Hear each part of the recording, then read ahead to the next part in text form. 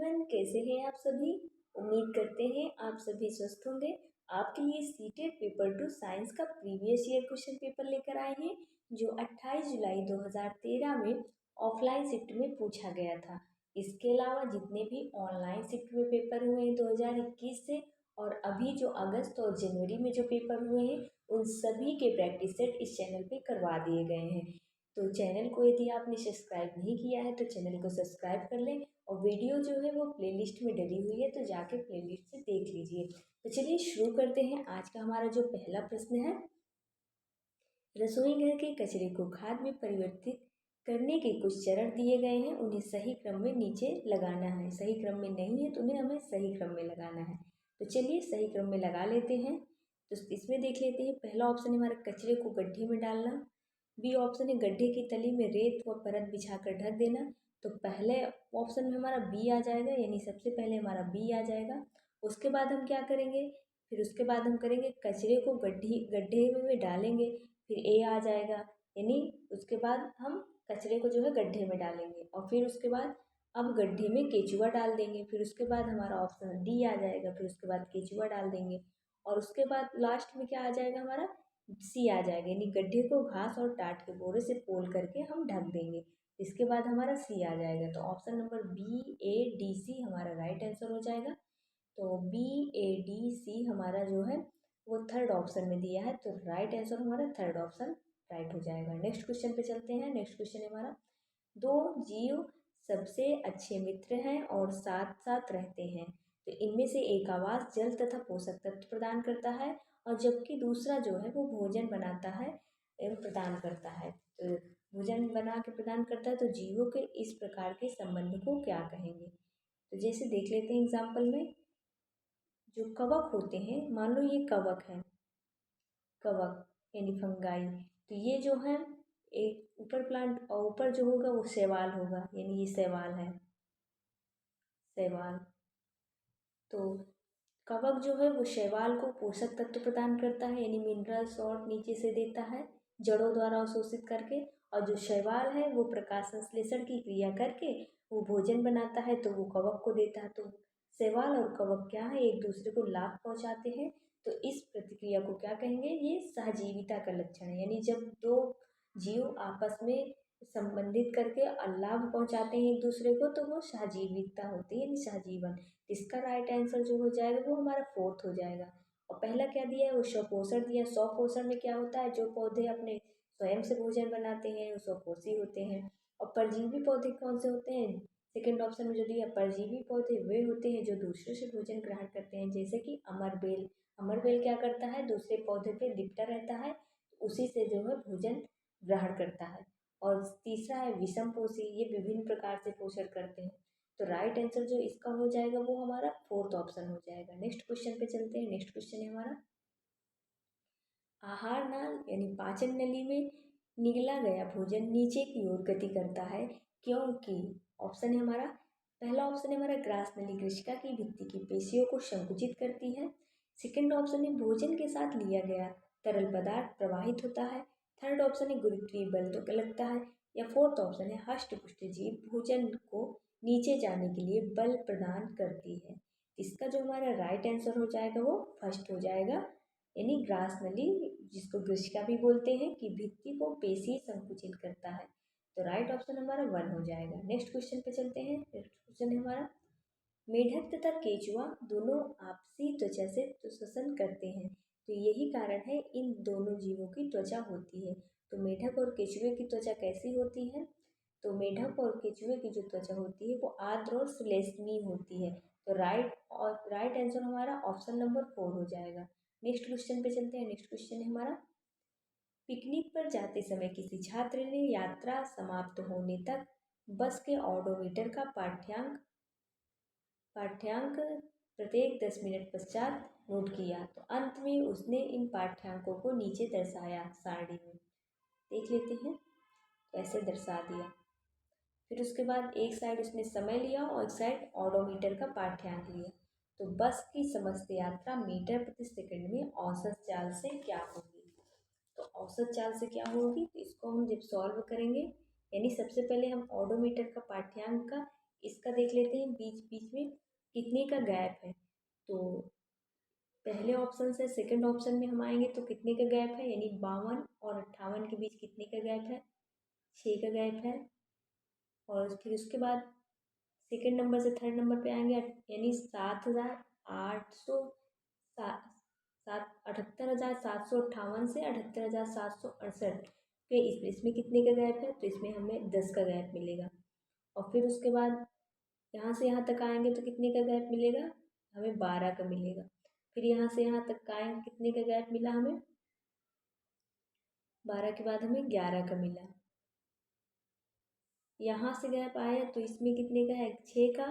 Second number पे हमें 10 का, थर्ड नंबर पे है 12 और फोर्थ नंबर पे है 11 और फिफ्थ नंबर पे हमारा 2 3 4 5। फिफ्थ नंबर पे जो हमारा गैप हो जाएगा वो 9 आ जाएगा। और फिर सिक्स नंबर पे जो है हमारा गैप +6 का आ जाएगा, यानी इसमें 78,800 है तो +6 कर दिए तो यानी 6 का गैप आया। तो इन सबको जब हम ऐड करेंगे 6 + 10 + 12 + 11 + 9 + 6 प्लस, तो कितना आ जाएगा हमारा 54 आ जाएगा। तो इसमें पूछा क्या है, इसमें पूछा गया है, इसमें दूरी पूछा, दूरी इसमें औसत चाल पूछा है तो हम फार्मूला लगा देंगे। औसत चाल बराबर दूरी बटा समय का फार्मूला लगा देंगे।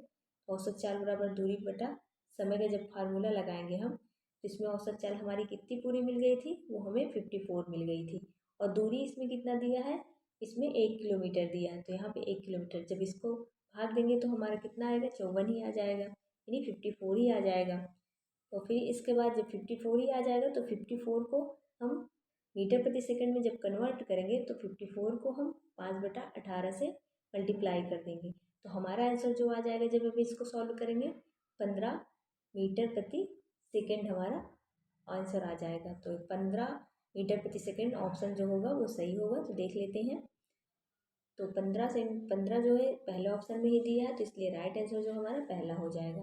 नेक्स्ट क्वेश्चन पे चलते हैं। नेक्स्ट क्वेश्चन है हमारा, आपको एक अवतल दर्पण, एक अवतल लेंस से एक उत्तल दर्पण तथा एक उत्तल लेंस दिया गया है तो किसी प्रतिबिंब का विवर्धित प्रतिबिंब प्राप्त करने के लिए आप उपयोग कर सकते हैं। तो देख लेते हैं ऑप्शन, विवर्धित यानी बड़ा प्रतिबिंब प्राप्त करना है तो किस लेंस का प्रयोग करेंगे। फर्स्ट ऑप्शन है अवतल लेंस, उत्तल लेंस, अवतल दर्पण, उत्तल लेंस, अवतल दर्पण, अवतल लेंस या अवतल दर्पण, उत्तल लेंस। तो कभी भी जो अवतल दर्पण होगा, अवतल दर्पण जो कार्य करेगा वही जो है उत्तल लेंस कार्य करेगा और जो उत्तल दर्पण कार्य करेगा वो अवतल लेंस का कार्य करेगा, यानी एक दूसरे के अपोजिट। तो अवतल दर्पण उत्तल लेंस के साथ रहेगा और उत्तल दर्पण अवतल लेंस के साथ रहेगा। तो हम देख लेते हैं, अवतल लेंस उत्तल दर्पण रहना चाहिए इसमें, तो नहीं, गलत है। अवतल दर्पण उत्तल दर्पण, ये भी गलत है। थर्ड हमारा अवतल दर्पण अवतल लेंस और फोर्थ जो है अवतल दर्पण उत्तल लेंस, ये मिल गया हमारा। तो राइट आंसर जो है हमारा ऑप्शन नंबर 4 हो जाएगा, यही विवर्धित प्रतिबिंब बनाता है। अवतल दर्पण का प्रयोग जैसे क्या किया जाता है, जैसे मिरर वगैरह सैलून में जो लगाए जाते हैं वो अवतल दर्पण के लगाए जाते हैं। और उत्तल दर्पण का जो हम प्रयोग करते हैं जब गाड़ी की साइड मिरर जो लगती है, उत्तल दर्पण में छोटी मिरर बनती है तो उत्तल दर्पण जो गाड़ी की साइड मिरर वगैरह होती है, ट्रक में साइड मिरर होती है तो वो उत्तल दर्पण की होती है। इसका जो है राइट आंसर हमारा ऑप्शन नंबर 4 हो जाएगा। नेक्स्ट क्वेश्चन पे चलते हैं, निम्नलिखित में से खरीफ फसलों का समुच्चय चुनिए। तो खरीफ फसल कौन सी होती है, जो बारिश के दिनों में बोई जाती है, यानी जून जुलाई अगस्त में जो बोई जाती है वो खरीफ की फसल होती है। और 3 फसलें होती हैं, एक खरीफ, एक रबी, एक जायद। और रबी की फसल वो होती है जो ठंड में बोई जाती है, नवंबर दिसंबर के महीने में बोई जाती है, अक्टूबर नवंबर के महीने में, और मार्च वगैरह में उसकी कटाई होती है। और जायद की फसल वो होती है जैसे ककड़ी खीरा वगैरह हम गर्मी के सीजन में अप्रैल मई में बोते हैं तो वो जायद की फसल होती है। इसमें खरीफ की फसल पूछा है तो खरीफ की फसल हम देख लेते हैं, कपास तो हमारा रबी की फसल हो जाएगा तो इसमें खरीफ की फसल बताना है, इसे हम कट जाएगा। इसमें धान मक्का कपास इसमें भी दे दिया है, ये भी हमारा कट जाएगा। इसमें चना सरसों दे दिया है और गेहूँ, तो चना सरसों गेहूँ जो है वो रबी की फसल है तो ये भी कट जाएगा। तो मक्का धान असली सोयाबीन ये जो है हमारी खरीफ की फसल है, यानी धान जो है बारिश के महीने में लगाया जाता है तो वो खरीफ की फसल है। तो राइट आंसर जो है हमारा ऑप्शन नंबर 4 इसका राइट हो जाएगा। नेक्स्ट क्वेश्चन पे चलते हैं। नेक्स्ट क्वेश्चन है हमारा, फसली पौधों पर खरपतवार के प्रभाव के विषय में नीचे दिए गए कथनों का अध्ययन कीजिए। और ऑप्शन दिया है, ये इसमें ऑप्शन दिया है तो इसमें से कौन सा कथन सही है, तो देखते हैं कौन सा सही है। जो फसल के साथ खरपतवार उगाते हैं तो उनके बारे में चर्चा की गई है इस प्रश्न में। तो देख लेते हैं, ये फसल पौधे को आरोग्य वृद्धि में सहायक करते हैं? नहीं, खरपतवार बल्कि और नुकसानदायक होते हैं पौधे के लिए, तो ये आरोग्य वृद्धि के लिए सहायता नहीं करेंगे, तो ऑप्शन नंबर ए हमारा कट गया। बी है, ये कटाई में बाधा उत्पन्न करते हैं। ये पादप वृद्धि को प्रभावित करते हैं, प्रतिस्पर्धा करके प्रभावित करते हैं, उनकी वृद्धि को कम या रोक देते हैं, तो ये भी हमारा सही ऑप्शन। डी है, ये फसली पादपों से जल पोषक स्थान प्रकाश के लिए स्पर्धा करते हैं। जब खरपतवार उगाते हैं तो फसली पौधों के लिए नुकसानदायक बहुत ज़्यादा होते हैं, उनकी प्रतिस्पर्धा करने लगते हैं उनकी प्रकाश संश्लेषण की क्रिया पर, उनके स्थान पर, उनके जल पोषक तत्व पर, तो ये डी भी ऑप्शन हमारा सही हो जाएगा। तो ऑप्शन नंबर हमारा B C D right answer हो जाएगा। तो देख लेते हैं, बी सी डी हमारा थर्ड ऑप्शन में दिया है, तो राइट आंसर हमारा थर्ड ऑप्शन हो जाएगा। नेक्स्ट क्वेश्चन पे चलते हैं। नेक्स्ट क्वेश्चन है हमारा, जब हम सोडियम हाइड्रोक्साइड के ताजे बने जलीय विलयन में एल्युमिनियम की पन्नी डालते हैं तो कोई गैस उत्पन्न होती है, तो नीचे दिए गए कथनों में से कौन सा कथन इस गैस के गुणों का सही वर्णन करता है? तो देख लेते हैं कौन सा गुण वर्णन कर रहा है। पहला ऑप्शन है हमारा रंगहीन एवं गंधहीन गैस जो जलती माचिस की तीली को बुझा देती है।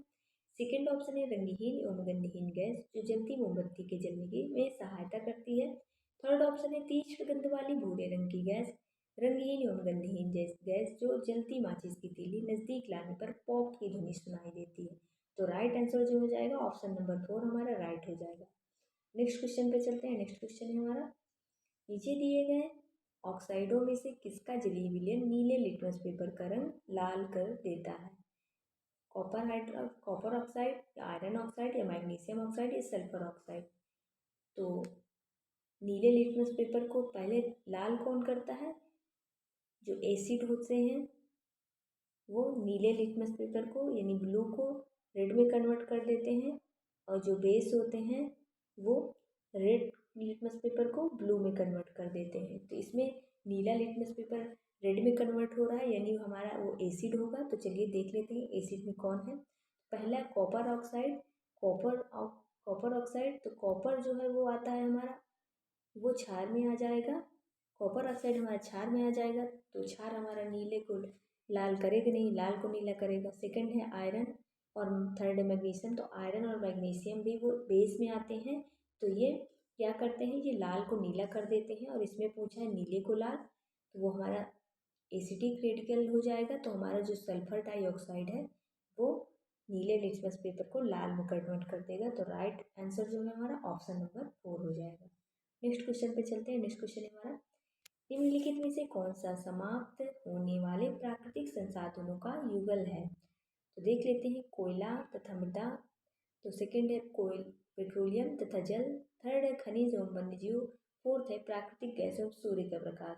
तो सूर्य का प्रकाश तो खत्म होने वाला नहीं, मृदा भी नहीं, वन खनिज तो हो जाएगा, वन्यजीव, तो इसका जो राइट आंसर हो जाएगा वो हमारा सेकंड हो जाएगा यानी पेट्रोलियम तथा जल, इसका राइट ऑप्शन नंबर 2 है राइट आंसर हो जाएगा। नेक्स्ट क्वेश्चन पे चलते हैं। नेक्स्ट क्वेश्चन है हमारा, विशेष क्षेत्रीय स्पीशीज के विषय में नीचे दिए गए कथनों में से कौन सा कथन सत्य है? देखते हैं कौन सा कथन सत्य है। पहला ऑप्शन हमारा दिया है अपने आवासों के नष्ट होने पर इन पर कोई प्रभाव नहीं पड़ता। सेकेंड ऑप्शन हमारा है ये केवल चिड़ियाघरों एवं वनस्पति उद्यानों में पाई जाती है। थर्ड ऑप्शन है ये केवल विशिष्ट अधिवास में ही पाई जाती है। फोर्थ ऑप्शन है विशेष क्षेत्रीय स्पीशीज कभी भी संकटापन्न नहीं हो सकती। तो इसका जो हमारा राइट आंसर हो जाएगा वो थर्ड हो जाएगा, यानी ये जो विशेष क्षेत्रीय स्पीशीज होती है वो केवल विशिष्ट अधिवास में ही पाई जाती है। तो राइट आंसर जो है हमारा ऑप्शन नंबर थर्ड हो जाएगा इसका। नेक्स्ट क्वेश्चन पे चलते हैं। नेक्स्ट क्वेश्चन है हमारा, नीचे दिए गए युगलों में से कौन सा युगल लक्षणों की आनुवांशिकता से संबंधित है? तो पहला ऑप्शन है हमारा क्रोमोसोम, गुणसूत्र या जीन तथा जीन। सेकंड ऑप्शन है क्रोमोसोम तथा माइटोकॉन्ड्रिया। थर्ड ऑप्शन है कोशिका झिल्ली तथा कोशिका भित्ति। फोर्थ ऑप्शन है कोशिका झिल्ली या क्लोरोप्लास्ट। तो इसका हमारा जो राइट आंसर हो जाएगा वो ऑप्शन नंबर फर्स्ट हो जाएगा, क्रोमोसोम के अंदर ही जीन पाए जाते हैं, इसलिए राइट आंसर जो है हमारा ऑप्शन नंबर फर्स्ट हो जाएगा। नेक्स्ट क्वेश्चन पे चलते हैं। नीचे दिए गए पदों के विभिन्न संयोजनों में से जंतु कोशिका यानी सेल जंतु कोशिका यानी जो जंतुओं की सेल पाई जाती हैं, तो उसके संदर्भ में कौन सा संयोजन सही है देख लेते हैं। एनिमल सेल के बारे में बताना है इसमें। एनिमल सेल का कौन सा इसमें से सही है, तो पहला ऑप्शन है केंद्रक। केंद्रक तो पाया जाता है एनिमल सेल में। प्लास्टिड नहीं पाया जाता। कोशिका झिल्ली पाई जाती है लेकिन कोशिका भित्ति नहीं पाई जाती। कोशिका भित्ति प्लांट सेल में पाई जाती है। तो प्लास्टिक कोशिका भित्ति दिया तो इसलिए ये ऑप्शन हमारा कट गया, यानी ये एनिमल सेल पूरा टोटल नहीं है। सेकंड है हमारा केंद्रक क्रोमोसोम राइबोसोम कोशिका भित्ति, इसमें भी कोशिका भित्ति यानी सेल वॉल दे दिया है, तो ये प्लांट सेल में पाई जाती है, तो ये भी हमारा कट जाएगा। थर्ड ऑप्शन है कोशिका झिल्ली क्रोमोसोम राइबोसोम और माइटोकॉन्ड्रिया। फोर्थ ऑप्शन है कोशिका झिल्ली राइबोसोम क्लोरोप्लास्ट, इसमें क्लोरोप्लास्ट दे दिया है, ये प्लांट सेल में पाया जाता है, तो ये भी कट जाएगा। तो राइट आंसर जो है वो हमारा ऑप्शन नंबर थर्ड हो जाएगा, यानी सेल मेम्ब्रेन कोशिका झिल्ली और क्रोमोसोम राइबोसोम माइटोकॉन्ड्रिया ये सभी जो है एनिमल सेल और प्लांट सेल दोनों में पाए जाते हैं। तो एनिमल सेल में इसमें पाए जाते हैं, इसलिए हमारा राइट आंसर जो है ऑप्शन नंबर थर्ड हो जाएगा। नेक्स्ट क्वेश्चन पे चलते हैं। नेक्स्ट क्वेश्चन है हमारा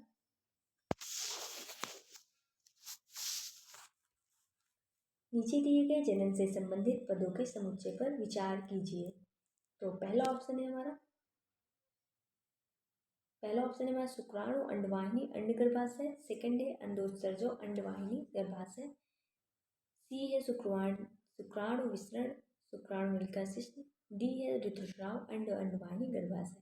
इसमें जो हमारा ऑप्शन राइट हो जाएगा, सबसे पहले शुक्राणु जो होता है वो विसरण से निकल बनता है, तो शुक्राणु नलिका जो शिश्न से निकलती है, तो सी हो जाएगा। और फिर उसके बाद ऋतुस्राव अंड से होता है और अंडवाहिनी जो गर्भाशय में स्थित होती है, तो इसका ऑप्शन उसके बाद हमारा डी हो जाएगा। अंडोत्सर्जो अंडवाहिनी गर्भाशय ये हमारा कट जाएगा। पहला है शुक्राणु अंडवाहिनी से मिलकर निषेचन करके अंड भ्रूण का निर्माण करके गर्भाशय में रोपित हो जाते हैं, तो ए हो जाएगा हमारा। तो सी डी ए ऑप्शन हमारा सही हो जाएगा। देख लेते हैं, सी डी ए हमारा थर्ड ऑप्शन में दिया है, तो राइट आंसर जो हमारा थर्ड ऑप्शन हो जाएगा इसका। नेक्स्ट क्वेश्चन पे चलते हैं। नेक्स्ट क्वेश्चन है हमारा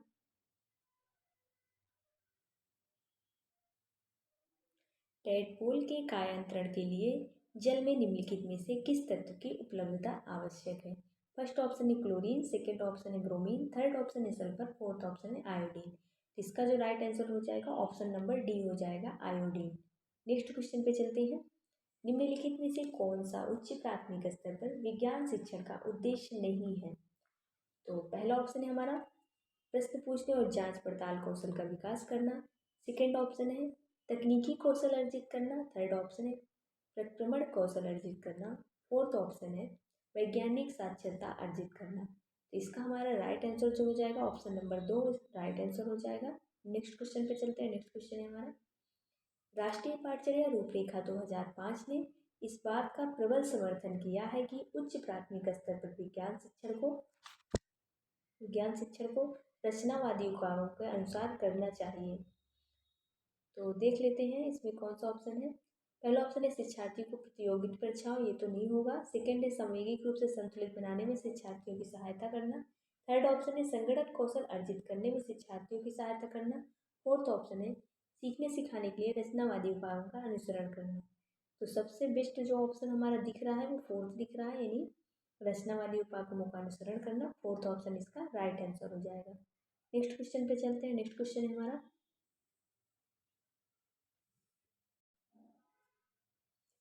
उच्च प्राथमिक स्तर पर विज्ञान पाठचर्या की संज्ञानात्मक वैधता की यह मांग है। फर्स्ट ऑप्शन है हमारा उसे शिक्षार्थियों की आयु की दृष्टि से उपयुक्त और उसके बोधन स्तर के पहुंच के भीतर होना चाहिए। सेकेंड ऑप्शन है उसे वैज्ञानिक रूप से सही विषय वस्तु संप्रेषित करनी चाहिए। थर्ड ऑप्शन है उसे शिक्षार्थियों को स्वाभाविक जिज्ञासा और सृजनात्मकता को पोषित करना चाहिए। फोर्थ ऑप्शन है उसे शिक्षार्थियों को इस योग्य बनाना चाहिए कि वे सराहना कर सकें कि समय के साथ विज्ञान की संकल्पनाएं किस तरह विकसित हैं। इसका हमारा जो राइट आंसर हो जाएगा वो ऑप्शन नंबर थर्ड हो जाएगा। नेक्स्ट क्वेश्चन पे चलते हैं। नेक्स्ट क्वेश्चन है हमारा निम्नलिखित में से कौन सा वैज्ञानिक प्रवृत्ति वाले व्यक्ति के व्यक्तित्व विशेषता को प्रदर्शित नहीं करता है? पहला ऑप्शन है प्रमाण, सेकंड ऑप्शन है पक्षपाती राय, थर्ड ऑप्शन है तर्कसंगत चिंतन, फोर्थ ऑप्शन है व्यापक सोच। इसका हमारा जो राइट आंसर हो जाएगा वो ऑप्शन नंबर सेकंड इसका राइट आंसर हो जाएगा, यानी पक्षपाती राय। नेक्स्ट क्वेश्चन पे चलते हैं। उच्च प्राथमिक स्तर की कक्षाओं की एनसीईआरटी की पुस्तकों में दैनिक जीवन से संबंधित व्यापक संख्या के प्रश्न शामिल किए गए हैं जिन्हें हल नहीं किया गया है। ऐसा इसलिए किया गया है क्योंकि आकलन के लिए शिक्षकों के पास ये एक अच्छा प्रश्न भंडार है। सेकेंड ऑप्शन है शिक्षार्थी इन प्रश्नों को प्रज्ञानी के पास भेजकर उनके उत्तर प्राप्त कर सकेंगे। थर्ड ऑप्शन है शिक्षक गृह कार्य के लिए इन प्रश्नों को प्रयोग कर सके। फोर्थ ऑप्शन है शिक्षार्थी विभिन्न स्रोतों की खोज करते हुए इन प्रश्नों के उत्तर प्राप्त कर सकें। तो इसका जो राइट आंसर हो जाएगा वो ऑप्शन नंबर फोर्थ सबसे बेस्ट आंसर है। तो ऑप्शन नंबर फोर्थ इसका राइट आंसर हो जाएगा। नेक्स्ट क्वेश्चन पे चलते हैं। कक्षा आठ को क्लिनिकल थर्मामीटर पढ़ने का सही तरीका बताते समय नेहा बरती जाने वाली निम्नलिखित आवश्यक सावधानी का उल्लेख करती है। तो पहला ऑप्शन देख लेते हैं। थर्मामीटर के प्रयोग से पहले बाद में गर्म पानी से धोना चाहिए। सेकेंड है थर्मामीटर को पढ़ने से समय बल्ब की तरफ नहीं पकड़ना चाहिए। थर्ड ऑप्शन है थर्मामीटर का प्रयोग करने से पहले यह सुनिश्चित कर लेना चाहिए कि उस मरकरी का तापमान 35 डिग्री सेल्सियस से कम है। फोर्थ ऑप्शन है थर्मामीटर के मरकरी स्तर को दृष्टि रेखा के स्तर में लाकर पढ़ना करना चाहिए। उपरयुक्त में सावधानी को शिक्षक ने गलत बताई है। उपरयुक्त में से कौन सी सावधानी शिक्षक द्वारा गलत बताई गई है? तो इसमें जो गलत बताई गई है वो ऑप्शन नंबर फर्स्ट हमारा राइट आंसर हो जाएगा। थर्मामीटर का प्रयोग से पहले बाद में गर्म पानी से धोना चाहिए, तो राइट आंसर हमारा फर्स्ट हो जाएगा, तो ये हमारा गलत हो जाएगा। नेक्स्ट क्वेश्चन पे चलते हैं। कक्षा 8 की एक एनसीईआरटी पाठ्य पुस्तकों के अभ्यासों में गतिविधियाँ एवं परियोजना भाग रखने का मुख्य उद्देश्य है। फर्स्ट ऑप्शन है आधारभूत संकल्पनाओं की गहन समझ को बढ़ाना। सेकेंड ऑप्शन है छुट्टियों में शिक्षार्थियों को व्यस्त रखना। थर्ड ऑप्शन है प्रायोगिक कौशलों में शिक्षार्थियों का आकलन करना। फोर्थ ऑप्शन है अधिगम विस्तार के लिए शिक्षार्थियों को अवसर उपलब्ध कराना। इसका जो हमारा राइट आंसर हो जाएगा, शिक्षार्थी को अधिगम अवसर उपलब्ध करा रहे हैं, तो राइट आंसर जो है ऑप्शन नंबर हमारा 4 हो जाएगा। नेक्स्ट क्वेश्चन पे चलते हैं। नेक्स्ट क्वेश्चन है हमारा विज्ञान प्रदर्शनी के आयोजन का मुख्य उद्देश्य है। पहला ऑप्शन है शिक्षार्थियों को प्रायोगिक कौशल का आधार पर ग्रेड प्रदान करना। सेकेंड ऑप्शन है दूसरों के साथ प्रतिस्पर्धा करने के लिए शिक्षार्थियों को अवसर उपलब्ध कराना। थर्ड ऑप्शन है अपने सृजनात्मक कौशल को प्रदर्शन करने में शिक्षार्थियों को अवसर उपलब्ध कराना। फोर्थ ऑप्शन है शैक्षणिक निष्पादन को बढ़ाने के लिए शिक्षार्थियों को अवसर उपलब्ध कराना। तो इसमें जो दिया हुआ है फर्स्ट ऑप्शन में दिया है ग्रेड प्रदान करना, तो ये गलत ऑप्शन हो जाएगा।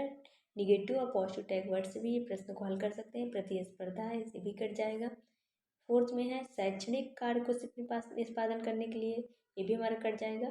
तो राइट आंसर जो है हमारा थर्ड हो जाएगा, यानी अपने सृजनात्मक कौशल का प्रदर्शन करने के लिए शिक्षार्थियों को अवसर प्रदान करना या अवसर उपलब्ध कराना।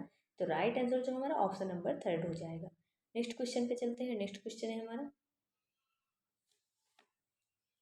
विज्ञान शिक्षक के पद के लिए साक्षात्कार देने वाले 4 अभ्यर्थियों को द्रव और गैसों द्वारा लगाया गया दाब प्रकरण का कक्षा 8 के शिक्षार्थियों को एक निदर्शन पाठ देने के लिए कहा गया। भिन्न भिन्न अभ्यर्थियों को द्वारा भिन्न भिन्न उपागमों का अनुपालन किया गया। तो इसका राइट आंसर क्या हो जाएगा, तो देख लेते हैं हम। सबसे पहला ऑप्शन है हमारा, इसका जो हमारा राइट आंसर हो जाएगा वो सबसे बेस्ट ऑप्शन दिख रहा है हमारा थर्ड दिख रहा है, यानी हस्तपरक शिक्षार्थियों गतिविधियों के बाद चर्चा का आयोजन करना। तो राइट आंसर जो हमारा ऑप्शन नंबर थर्ड हो जाएगा। नेक्स्ट क्वेश्चन पे चलते हैं। नेक्स्ट क्वेश्चन है हमारा विज्ञान शिक्षण में कक्षा कक्षीय प्रश्नों को तकनीकी के लिए प्रभावी रूप से प्रयोग किया जा सकता है। फर्स्ट ऑप्शन है सीखने का स्तर सुनिश्चित करके। सेकेंड ऑप्शन है समस्या समाधान कौशलों को विकास करके।